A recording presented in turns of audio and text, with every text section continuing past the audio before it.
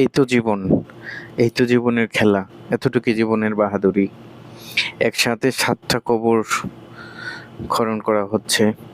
আপনারা ইতিমধ্যে জেনেছেন ওমান প্রবাসী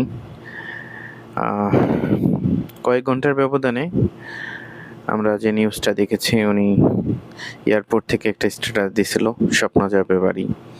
সে স্বপ্ন ঠিকই বাড়ি আসছে, কিন্তু তাকে রিসিভ করতে যারা গেছিল তাদের মধ্য থেকে প্রায় ৭ জন মারা গেছে। তো এটাই আমাদের জীবন, এতটুকুই আমাদের জীবনের সমাপ্তি, এতটুকুর মধ্যেই আমাদের জীবনের সমাপ্তি করতে পারে। তারপরেও আমাদের যেন হুঁশ নেই, অহংকার, কত কিছু নিয়ে আমরা জীবনকে পরিচালনা করি, কিন্তু জীবনের শেষটা এখানেই, এই আছে তো এই নাই।